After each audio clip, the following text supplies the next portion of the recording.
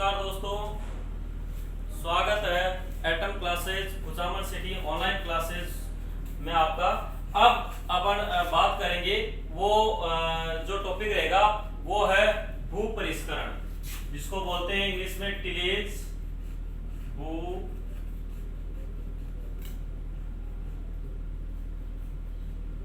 परिष्करण, टिलेज। अब अपन बात करते हैं टिलेज में कि जो भू परिष्करण होता क्या है। यदि अपन सिंपल सी बात करें कि मृदा को किसी यंत्रों द्वारा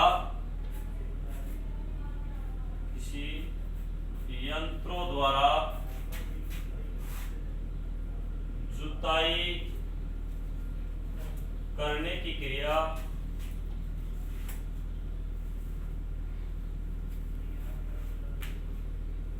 टिलेज कहलाती है।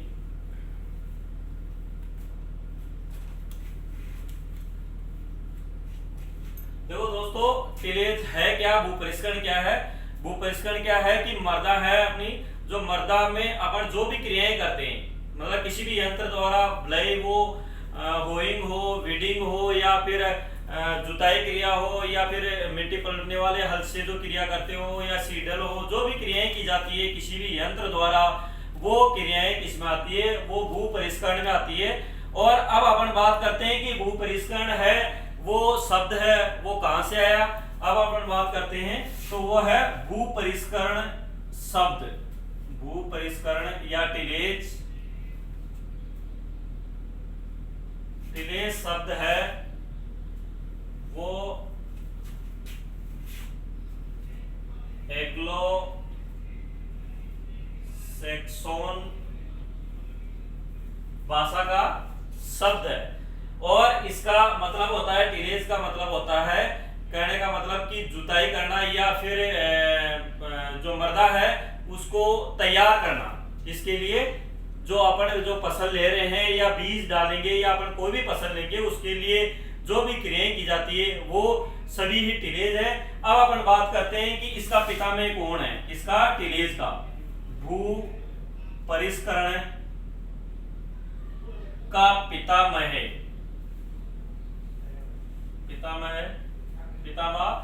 वो है जेंथ्रो टूल। अब आपको ध्यान होगा कि जेंथ्रो टूल है वो भू परिष्करण के या टिलेज के अलावा और किसका फादर है, वो है आपका खरपतवार का फादर है। और इसने एक हॉर्स ड्रोन कल्टीवेटर का भी विकास किया था, ये भी आपको ध्यान में रखना है, हॉर्स ड्रोन कल्टीवेटर। और इसने एक बुक लिखी थी, हॉर्स होइंग हस्बेंड्री नाम से बुक लिखी थी। अब इसको याद करने का ये है कि जैसे इसमें लिखा हुआ है टूल, आपने देखा होगा जो ट्राली वगैरह या ट्रॉली होती है तो उसके कहीं साइड में लिखा होता है टूल बॉक्स, टूल बॉक्स लिखा हुआ होता है। तो इससे आपको ध्यान में रहेगा कि जो टूल बॉक्स है या जो जेंथ्रो टूल है वो किसका पिता है, भू परिष्करण का पिता है। जो अपन ट्रॉली चलाते हैं या ट्रैक्टर से जो भी क्रियाएं करते हैं या कोई भी अपन जो जुताई की क्रियाएं करते हैं, वो जो क्रियाएं करते हैं उनका सभी का पिता कौन है, जेंथ्रो टूल है। अब अपन बात करते हैं कि भू परिष्करण के प्रकार की। तो भू परिष्करण के कई प्रकार है, उसमें से अपन पहले बात करते हैं वो है प्राथमिक भू परिष्करण, प्राइमरी टिलेज। प्राथमिक भू परिष्करण, प्राइमरी टिलेज। बुआई से पूर्व है, बुआई से पूर्व की गई जुताई क्रियाएं।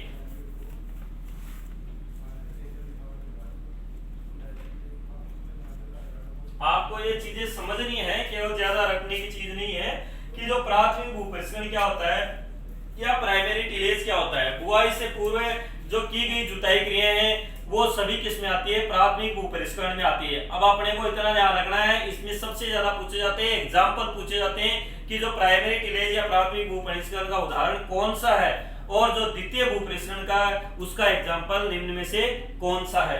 अब अपन बात करते हैं कि जो प्राथमिक भूपरिष्करण किसे कहते हैं, जो बुआई मतलब बीज डालते हैं उससे पहले जो भी क्रियाएं करते हैं अपन बीज को अनुकूल परिस्थिति देने के लिए या अनुकूल दशाएं देने के लिए जो भी जुताई क्रियाएं करते हैं वो सभी किसमें आती है, प्राथमिक भूपरिष्करण में आती है, प्राथमिक जो प्राइमरी टिलेज में आती है। अब इसके एग्जाम्पल की बात करते हैं तो जितने भी हल है, आपको इतना ध्यान रखना, जो भी हल है कहीं लिखा हुआ है, भले वो देसी हल हो या एमबी फ्लो हो या डिस्क फ्लो हो, डिस्क हल हो, जहां पर भी फ्लो या हल लिखा हुआ है वो इसका मतलब ये है कि वो किसमें आता है, प्राइमरी टिलेज में या प्राथमिक भूपरिष्करण में आता है। सिंपल सी उदाहरण है, आपको इतना ध्यान में रखना है। हल इसको बोलते हैं इंग्लिश में फ्लो, ठीक है। और फ्लो में क्या है, पीए, और प्राथमिक में भी क्या है, पैर से पी बनता है और प्राइमरी से भी पी है। तो अपने को इतना ध्यान रखना है, जहां पर भी कुछ भी फ्लो लिखा हुआ आता है या हल लिखा हुआ आता है वो किस में आते हैं, वो सभी प्राथमिक टिलेज में आते हैं। अब इसके एग्जाम्पल है वो इस प्रकार है, वो ये है कि जैसे है कि देसी हल है, देसी हल, उसके बाद में है डिस्क हल है, उसके बाद में है एमबी फ्लो है, एमबी हल बोल सकते हैं इसको, मोल्ड बोल्ड हल। उसके बाद में अपन बात करते हैं लेवलर है। ये लेवलर क्या काम आता है, ये भूमि को समतल करने के लिए उपयोगी है। अपन किसी खेत में बीच में लगा देते हैं और फिर अपन देखते हैं कि उसका लेवल कैसे क्या है और कौन सी मृदा को किस तरफ ले जाना है ताकि वो अपना खेत है वो समतल और इक्वल हो सके, इसलिए इसको काम में लेते हैं। उसके बाद में है पडलर है।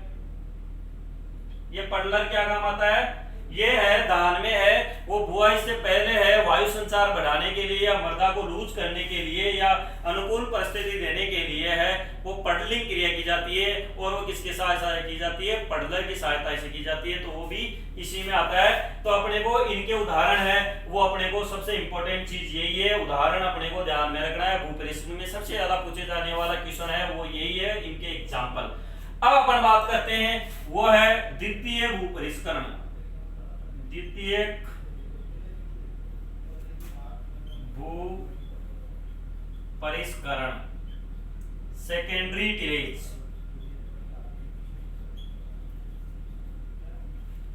Secondary tillage. बीज बुआई के बाद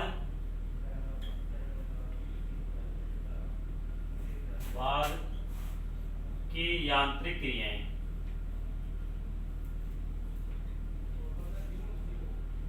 ठीक है। अपन क्या करते हैं कि बीज बुआई से पहले जो क्रियाएं करते हैं, पहले मतलब प्राथमिक पीपी है ना। अब उसके बाद में अपन बात करते हैं कि जो द्वितीय भूपरिष्करण क्या होता है कि जो बुआई के बाद में अपन ने बीज डाल दिया जमीन में, डालने के बाद में वो अंकुरित हो गया, उसके बाद में अपन जो भी क्रियाएं करते हैं वो सभी किसमें आती है, द्वितीय भूपरिष्करण में आती है, सेकेंडरी टिलेज में आती है। अब इसमें अपन बात करते हैं, जैसे मान लो कि इसके कई एग्जांपल है, वो है जैसे फॉर एग्जांपल है रोटोवेटर है, वैसे रोटोवेटर है वो पहले भी काम में ले सकते हैं। अब उसके बाद में है वीडर है, उसके बाद में सीड ड्रिल है,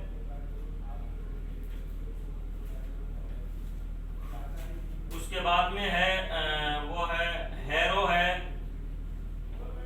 वैसे यदि अपन हैरो की बात करें तो कई बार क्वेश्चन है वो हैरो वाला कंफ्यूज कर जाता है कि हैरो है वो प्राइमरी और सेकेंडरी दोनों में आ सकता है, क्योंकि जो कई बार ढेले जो है या पैड्स है या क्लॉड्स है उनको तोड़ने के लिए अपन हैरो को उपयोग में लेते हैं। कई बार उसके बाद में अपन क्या करते हैं, हरी खाद बनाने के लिए कोई भी हरी अवस्था में अपन क्या करते हैं कि फसल को भूमि में मिलाते हैं, तो उस समय भी कई बार अपन डेले तोड़ने के लिए हैरो का प्रयोग किया जाता है। तो इसको थोड़ा ध्यान में रखना, कई बार ये प्राथमिक और द्वितीयक दोनों में ही काउंट किया जाता है। अब उसके बाद में है जैसे वीडर हो गया, सीडील हो गया।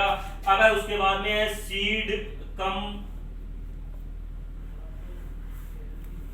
फर्टिलाइजर, सीड कम फर्टिलाइजर जो आती है, जो फैटी के रूप में आती है, वो भी किसमें आती है, वो द्वितीय भूपरिष्करण में आती है, ठीक है। अब उसके बाद में अपन बात करते हैं वो द्वितीयक भूपरिष्करण कंप्लीट हो गया। अब उसके बाद में बात करते हैं अपन आगे जो प्रकारों में, वो आपका है न्यूनतम भूपरिष्करण। वो कौन सा है? न्यूनतम भूपरिष्करण।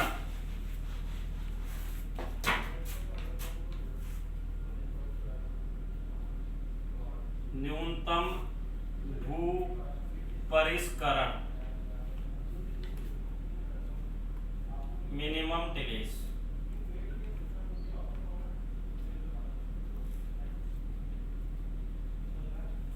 इसमें क्या होता है कि जो प्राथमिक भूपरिष्करण है,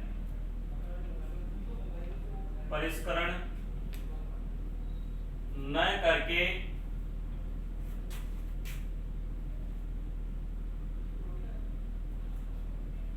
सीधे ही द्वितीयक भूपरिष्करण करना।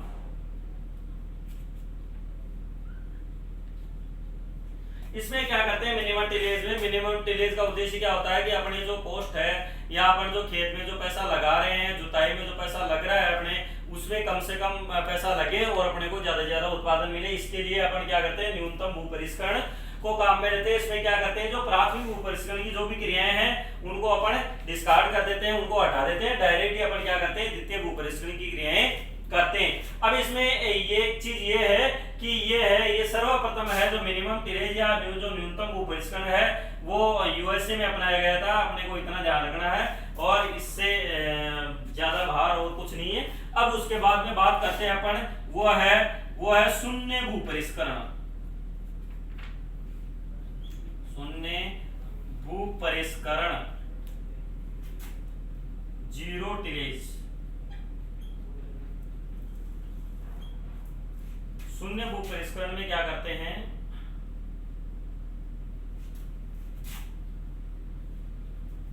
बिना जुताई के बुआई करना। इस क्रिया में क्या करते हैं अपन कि जुताई की कोई क्रिया नहीं करते हैं और डायरेक्ट अपन सीडील में है वो बीज डालते हैं और उसकी बुआई कर देते हैं। ये किस में आते हैं? ये शून्य भूपरिष्करण में आते हैं और ये सबसे पहले है वो अपनाया गया था यूएसए में। ठीक है। अब उसके बाद में है कि इसके जो खोज करता है वो कौन है? वो है जीबी ट्रिपलेट। ठीक है।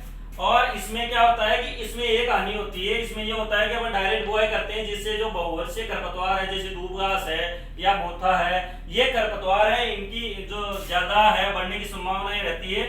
तो इसमें क्या होता है कि बहुवर्षीय खरपतवारों की वृद्धि। अब इसमें एक चीज और है कि इसमें अब कौन सा जो खरपतवारनाशी है मुख्यतः काम में लिया जाता है? तो जो शून्य भूपरिष्करण के लिए है वो मुख्यतः है वो है पैराक्वाट, वो है डाइक्वाट।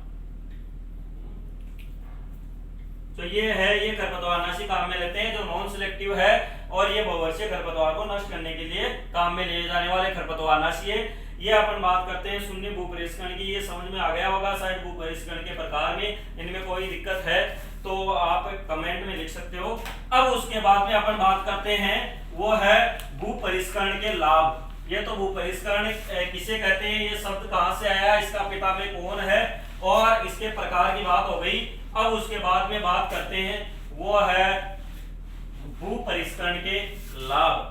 वैसे है ज्यादा है भूपरिष्करण के लाभ में से कोई ज्यादा क्वेश्चन नहीं बनते, लेकिन अपने को ध्यान में रखना है कि भूपरिष्करण के लाभ कौन कौन से हैं वो आपको थोड़ा बहुत ब्रीफली देखना है। इसमें पहला है वो है वायु संचार को बढ़ाना, वायु संचार बढ़ाना। ठीक है। और उसके बाद में दूसरा है वो है खरपतवार नियंत्रण करना, को कम करना। ठीक है। अब उसके बाद में तीसरा है वो है जो बल्क डेंसिटी है, जो स्थूल घनत्व है, स्थूलता घनत्व है उसको कम करना। उसके बाद में है भूमि की जैविक व रासायनिक दशा में सुधार। ये सभी क्रियाएं हैं वो भू परिष्करण के कारण होती है। उसके बाद में है पांचवा है सूक्ष्म जीवों की क्रियाशीलता को बढ़ाना। उसके बाद में है मृदा की कठोर सतह को तोड़ना। ये सभी है क्रियाएं हैं या ये सभी लाभ है वो किसके हैं, भू परिष्करण के हैं। तो अपन भू परिष्करण करते हैं तो इनसे ये सभी लाभ मिलते हैं। अब अपने को इतना याद रखना है कि भू परिष्करण की जो प्राथमिक क्रियाएं हैं ये करने के बाद में कई बार अपन जो है वो खेत में, खुले खेत में जाते हैं। जाने के बाद अपने को क्या पता चलता है, कैसे पता चलता है कि अपनी जो भूमि है वो रेडी हो गई है या तैयार हो गई है बीज डालने के लिए। तो अपन जैसे ही खुले खेत में जाते हैं तो अपने को अपन जाते हैं तो पैर है वो धसने चाहिए। अपने पैर है वो नॉर्मली यदि खेत में धस रहे हैं तो इसका मतलब ये है कि अपनी जो मृदा है वो रेडी है किसके लिए, जो बुआई के लिए। और उस समय अपन बीज की बुआई करते हैं। अब उसके बाद में एक शब्द आता है इसमें, वो आता है टिल्थ। भू परिष्करण में एक शब्द और है, वो है टिल्थ। ये क्या होता है, देखो टिल्थ क्या होता है कि ये होता है भूमि की भौतिक दशा, मृदा की भौतिक दशा बोल सकते हैं इसको। ये भी एक बार पूछा गया क्वेश्चन है, जो टिल्थ है वो किसे कहते हैं, जो फिजिकल कंडीशन होता है सोयल, कहने का मतलब मृदा की है वो भौतिक कंडीशन कैसी है उसको बोलते हैं टिल्थ। अब इसमें दो तीन शब्द और आते हैं, एक आता है पेड्स, ये क्या होता है, एक आता है क्लॉड्स।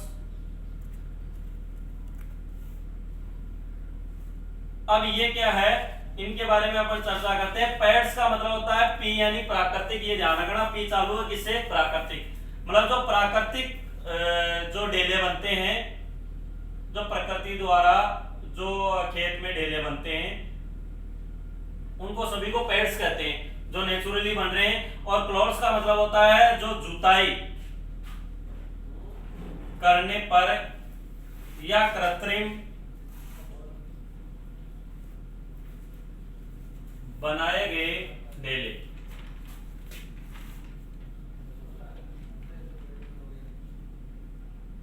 कहने का मतलब क्या होता है, क्लॉड्स का मतलब होता है जो अपन जुताई क्रिया करके और बहुत बड़े बड़े ढेले बन जाते हैं उनको क्लॉड्स कहते हैं। और जो प्राकृतिक या नेचुरली बनते हैं उनको पेड्स कहते हैं। अब अपन बात करते हैं कुछ जो कृषि यंत्रों के बारे में, सामान्य जानकारी के बारे में बात करते हैं कि कौन कौन से कृषि यंत्र है वो कैसे कैसे काम करते हैं, उसके बारे में आओ चर्चा करते हैं। पहला अपन बात करते हैं देसी हल। देसी हल, देसी हल देखा होगा, मतलब यह है कि पशु चालित भी हो सकता है या फिर उसके बाद में है वो है पहले मानव चालित भी हुआ करता था और उसके बाद में है वो अभी सब है वो मशीनरी है, यांत्रिक हल आ गए। अब उसके बाद में देसी हल के बारे में बात करते हैं। तो देसी हल में जो कूड़ बनती है, जैसे मान लो कि अपन एक खेत है और इस खेत में अपन ने क्या किया है कि देसी हल से इसे जुताई की है, तो ये कूड़, इनको कूड़ बोलते हैं, है ना। तो जो क्रोल बनती है, जो कूड़ बनती है वो वी आकार की बनती है। किस आकार की बनती है, वी आकार की। वी आकार की कूड़ का निर्माण होता है, वी आकार की कूड़ का निर्माण होता है किससे, देसी हल से। और इसमें क्या होता है कि देसी हल में यदि अपन 8 घंटे काम करते हैं, 8 घंटे काम करने पर 0.3 हेक्टेयर है वो भूमि है वो जोती जाती है। ठीक है, इस हाल से क्या है 8 घंटे में अपन 0.3 हेक्टेयर है वो भूमि जोत सकते हैं। अब उसके बाद में दूसरी बात करते हैं अपन, वो करते हैं जैसे एमबी फ्लो की, मोल्ड बोल्ड फ्लो, मोल्ड बोल हल, एमबी फ्लो। इसमें जो कूड़ का आकार होता है वो एल शेप होता है। बस जो इंपॉर्टेंट चीज है वो ही बताई जा रही है। आपको बस इनका ही ध्यान रखना है, ज्यादातर इनसे ही क्वेश्चन पुट अप होते हैं और अदरवाइज इनकी डिटेल बहुत ज्यादा है, लेकिन उनको ज्यादा ध्यान में नहीं रखना है, उनका कोई क्वेश्चन पुट अप बहुत कम होते हैं। अब उसके बाद में है कि ये एल आकार की कूड़ का निर्माण करती है, ठीक है। अब उसके बाद में अपन बात करते हैं यदि डिस्क लोगी,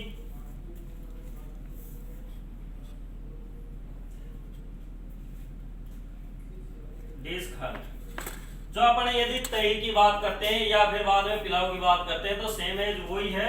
अब इसमें क्या होता है कि जैसे ये है अपने इस प्रकार की जो तय लगी हुई होती है, अब इसमें क्या है कोण होते हैं, ठीक है। सबसे ज्यादा क्वेश्चन है वो इससे पुट अप हुए हैं, अब एक पिछले कई दिनों से इसमें से क्वेश्चन आ रहे हैं। तो इसमें एक एंगल होता है उसको बोलते हैं टिल्थ एंगल, ठीक है, ये दोनों ही टिल्थ एंगल है। और एक होता है ये डिस्क एंगल। अब ये टिल्थ एंगल है वो कितने डिग्री का होता है, ये 15 से लेके 25 डिग्री का कोण बनाता है टिल्थ एंगल। ये पूछा गया क्वेश्चन है, जो पिछले अभी जो स्कूल लेक्चर है उसमें भी पूछा गया क्वेश्चन था। और जो डिस्क है वो एंगल है वो कितने डिग्री का कोण बनाता है, तो ये 40 से है वो 45 डिग्री का कोण बनाता है। तो अपने को इतना ध्यान रखना है कि ये कोण है वो टिल्थ एंगल का कोण की जो कोण है कितने डिग्री का है, और जो डिस्क एंगल का है वो कोण कितने डिग्री का, बस इसमें इतना ही ध्यान रखना है, ज्यादा और कुछ नहीं पूछे जाते। अब उसके बाद में बात करते हैं अपने